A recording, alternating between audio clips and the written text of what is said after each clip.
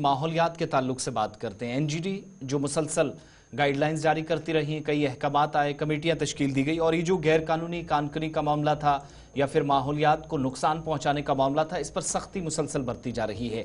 अब ये जो वस्ती कश्मीर के बडगाम में नाला सुखनाग में गैर कानूनी कानकनी या रिवर बेड को एक तरह से नोचा जा रहा था, नुकसान पहुंचाया जा रहा था, एक कमेटी तश्कील दी गई थी। उस कमेटी को बाज़ाब्ता तौर पर जिम्मेदारी ये सौंपी गई है मुतलकीन की जानिब से कि 26 दिसंबर को ये कमेटी साइट का दौरा करेगी, नाला सुखनाग के उस मकाम का दौरा करेगी जहां ये शिकायतें मौसूल हुई थी। स्टेट पोल्यूशन कंट्रोल बोर्ड के जिम्मेदारान है, दीगर इदारों के जिम्मेदारान, बीरवा बडगाम के इस दूर दराज इलाके के अंदर जहां पर शिकायत ये थी कि एनजीटी की गाइडलाइंस की धज्जियां उड़ाते हुए या फिर इस इलाके के अंदर धड़ल्ले से गैर कानूनी कानकनी ने शदीद किस्म का नुकसान न सिर्फ वसाइल को पहुंचाना शुरू किया है बल्कि इस इलाके के अंदर सॉइल इरोजन तो है ही, आबी वसाइल तबाह होना या फिर आसपास पूरी आबादी को भी इससे मुतासिर करना, ये एक सिलसिला देखा गया था। डॉक्टर राजा मुजफ्फर भट्ट साहब जो इसमें अर्जी गुजार हैं, उन्होंने ये मामला एनजीटी के नोटिस में लाया था, हमारे साथ इस वक्त फोन लाइन पर ज्वाइन किया। डॉक्टर साहब बहुत शुक्रिया वक्त देने के लिए। 26 तारीख के बाद क्या होगा? ये जो केस था ये नाला सुखनाग है, ये सुखनाग नाला है, ये बीरवा बडगाम में जी। तो इसमें 3.5 साल से इलीगल माइनिंग हो रही है, कानकनी हो रही है। एक तो है कोई परमिशन, न कोई परमिशन है, न कुछ है, न ई ऑक्शन में ये दरिया जो है इसकी ऑक्शन हुई है मिनरल ब्लॉक्स के लिए, जैसे बाकी जगहों पे मिनरल ब्लॉक्स में ऑक्शन होती है, फिर वो वहां पे लोग काम करते हैं, फिर वो इलीगल काम करते हैं, मशीनें इस्तेमाल, वो अलग बात है, मगर उनका ऑक्शन होता है जी। इस नाले का ऑक्शन ही नहीं हुआ है, सबसे बड़ी बात है। And this is a designated trout fish नाला, इसमें ट्राउट मछलियां होती हैं, ये फिशरीज डिपार्टमेंट के अंडर आता है ये नाला।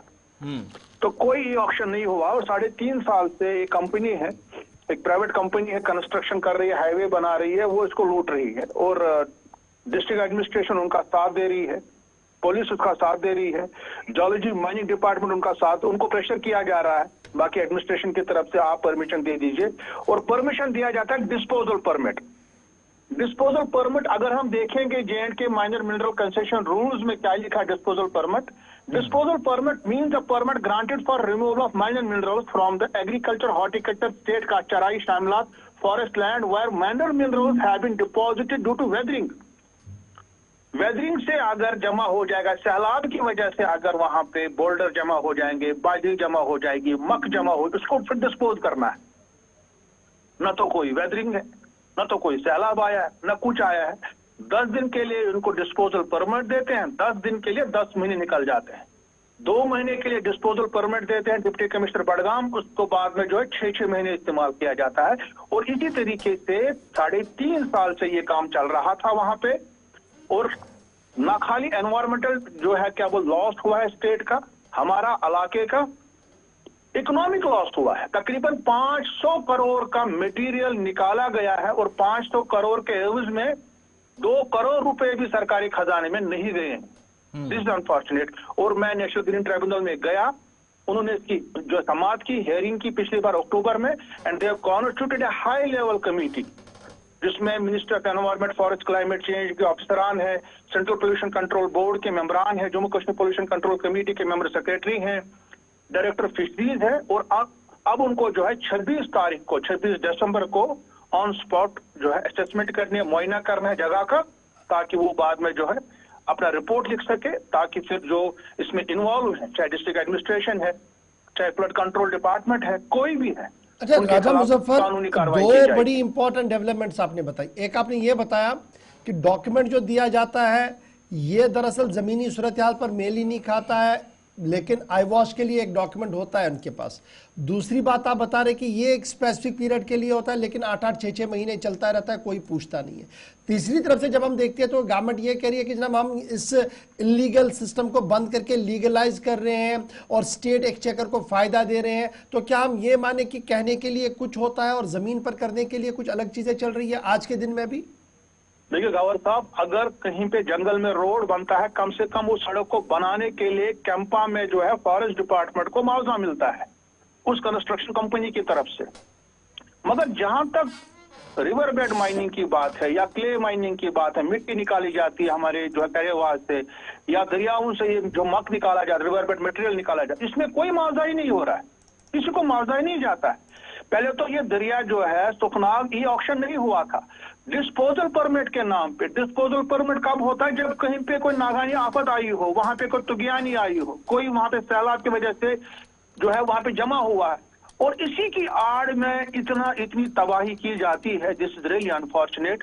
और ये हमने जो है नोटिस में लाया नेशनल ग्रीन ट्राइब्यूनल में। और उसके अलावा वहां पे मछलियां मर चुकी हैं, 3,500 मछलियां। एक वहां पे किसान रहता था बेचारा, उसने नया फिश पॉन्ड बनाया था, उसको पानी ही बंद कर दिया, उसकी 3,000 मछलियां मर चुकी है। रईस अहमद उनका नाम है, उनकी मछलियां मर गई और आज तक उनके खिलाफ एफआईआर नहीं हुआ इस कंपनी के खिलाफ जो वहां पे इनके मजदूर काम करते हैं या इनके ठेकेदार काम करते हैं। अच्छा, अब ये जो कंपनी है इनका ताल्लुक कहाँ से, क्या ये जम्मू कश्मीर बेस्ड है या बाहर से है? क्योंकि अक्सर यही शिकायतें हैं, ये जितनी भी कंपनियां ये जी बाहर से है और इनके लिए एक चैनलाइज किया गया सारा निजाम। देखिए, कंपनियां नहीं है, ये उतने बड़े कॉन्ट्रैक्ट होते ही नहीं है। हाँ, ये कंपनी तो काम कर रही है क्योंकि ये सड़क बना रही है, तो सड़क के लिए मटेरियल ले रहे हैं। बाकी जो ठेकेदार है वो यहाँ के ही है मैक्सिमम, ऐसा नहीं है। हाँ, जम्मू साइड में है, सांबा पुठवा साइड में है, पंजाब के यहाँ पे भी कुछ जगहों पे पंजाब के लोगों को मिला था, बट उन्होंने अल्टीमेटली वो कॉन्ट्रैक्ट जो है बेचते हैं लोकल्स को। तो बड़े बड़े कॉन्ट्रैक्ट नहीं है, 1.5 करोड़ के 2 करोड़ के है ये। बट जहां तक नाले सुखनाग की बात है, यहाँ पे जो कंपनी काम कर रही है, वो जो रिंग रोड की कंस्ट्रक्शन कर रहे हैं, उनको बाद तक डीपीआर में लिखा था कि मटेरियल कहां से उठाना है, सब कुछ लिखा है पहले से ही, मगर उनके डीपीआर में तो सुखनाग का कहीं नाम नहीं है। ये पहले करते थे दूध गंगा में, फिर करते थे शाली गंगा में, शाली गंगा में तो सिटे आ गया क्योंकि बड़ी बड़ी मशीनें इस्तेमाल कर रहे थे। फिर वहां से जो है 35 किलोमीटर शाली गंगा से यहाँ पे आगे नाले सुखनाग में, और लोग मुंह डरा रहे हैं वहां पे, जी ये फलानी का कॉन्ट्रैक्ट है, ये फलानी का कॉन्ट्रैक्ट है। अब इतना ही नहीं है, खाली ये मटेरियल अपने लिए नहीं दे रहे हैं, ये मटेरियल पहले जमा करते हैं, बाद में ये मटेरियल को ब्लैक में भी बेचते हैं, अपने लिए भी इस्तेमाल करते हैं, जो बचता है उसको ब्लैक में बेचते हैं, और हमारे स्टेट एक्सचेकर का लॉस होता है। अच्छा, एक चीज बड़ा इंपॉर्टेंट है मुजफ्फर साहब, इसमें जियोलॉजी माइनिंग डिपार्टमेंट का एक मेजर रोल है। क्या वो कहीं पर आपको दिख रहा है कि वो कहीं एक्टिवली पार्टिसिपेट हुआ इसमें, उन्होंने अपनी प्रेजेंस दिखाई, इसको रोकने की कोशिश की जनाब ये इलीगल है? देखिए, पहले क्या होता था, उनके भी एम्प्लॉइज बहुत इसमें इन्वॉल्व थे, मगर उसमें कुछ अच्छे ऑफिसर भी, ऐसा नहीं है, मगर उतना प्रेशर उनको ऊपर से आता है, डिस्ट्रिक्ट एडमिनिस्ट्रेशन से आता है, उनके ऑफिसर से आता है, सिविल सेक्रेटरीट से आता है, वो भी बाद में काम नहीं करते। अब वो बोलते हैं हमारे पास स्टाफ नहीं है। गवर्नर साहब मुझे बताइए, आजकल टेक्नोलॉजी का जमाना है, एआई का जमाना है, ड्रोन टेक्नोलॉजी का जमाना है, क्या और जियोलॉजी माइनिंग डिपार्टमेंट के पास ड्रोन भी होनी चाहिए? वो ड्रोन से देख सकते हैं कहाँ पे इलीगल हो रहा है, कौन से करेवा में जो इलीगल मिट्टी निकाली जाती है, कौन से दरिया में माइनिंग हो रही है। वो तो 2 ड्रोन उड़ा सकते हैं, पूरे डिस्ट्रिक्ट बड़गाम का आपका पूरा सीन उनके ऑफिस में मिल जाएगा, डायरेक्टर जियोलॉजी माइनिंग के, मगर वो करना नहीं चाहते हैं। एक ये तो वो डॉक्टर साहब, ये कुछ वो चीजें हैं जो आपकी तरफ से फिशरीज है, they should use drone technology for this. अच्छा डॉक्टर साहब, क्या दीगर कई इलाकों से भी, चूंकि हमें शिकायतें मौसूल होती रहती हैं, खबर है कि सेंट्रल कश्मीर, साउथ कश्मीर और दीगर कुछ एरियाज को हमने डिस्कस भी पिछले दिनों किया था, वुसन कंगन से भी इतलात हैं कि यही सेम सिलसिला मुतअद्दिद मकामात पर चलता है, ठेकेदारों से कोई पूछताछ नहीं होती है, रेगुलेशंस होने के बावजूद भी कार्रवाई ना होना, और उसके बाद अगर इस तरीके से मामला आप नोटिस में ला रहे हैं, तो क्या हम एक्सपेक्ट करें दीगर एरिया में भी, जो ब्रह्मश्री नाला है खासतौर से, वहां से भी शिकायतें हैं कि सेम सिचुएशन है, और इस वक्त लोग कमेंट्स में भी लिख रहे हैं वुसन कंगन से, क्या वहां पर भी एक्सपेक्ट करें सेम ऑर्डर्स को, सेम इकदामात? चाहे कंगन हो, गांदरबल हो, नाले विश्व हो, कुलगाम का मैली चढ़ा पिछली बार, जो बाद में उन्होंने 2 दिन बंद कर दिया वहां पे जी। शोपियां में डीसी शोपियां बहुत जबरदस्त काम कर रहे हैं, उन्होंने उनके खिलाफ एक मोर्चा खोल के रखा है वहां पे। देखिए, साफ साफ जब इनको अलॉट होता है ना, जब लीगल तरीके से भी अलॉट होता है, उसमें भी लिखा है कि एनवायरमेंटल क्लियरेंस जब उनको मिलती है, वो इसी बुनियाद पे मिलती है कि वो कॉन्ट्रैक्टर लिख के देता है कि मैं बड़ी मशीनें इसमें इस्तेमाल नहीं करूंगा, मैं जेसीबी इस्तेमाल नहीं करूंगा, मैं एलएनटी की क्रेन्स इस्तेमाल नहीं करूंगा, मैं मैनुअली करूंगा, मजदूरों से काम कराऊंगा, और 50% डिस्काउंट पे मटेरियल भेजूंगा। रेत की गाड़ी आज से 5 साल पहले 7,000 की थी, आज वही रेत की ट्रक 15,000 में है, तो कहां काम हुआ? मटेरियल कहां जाता है?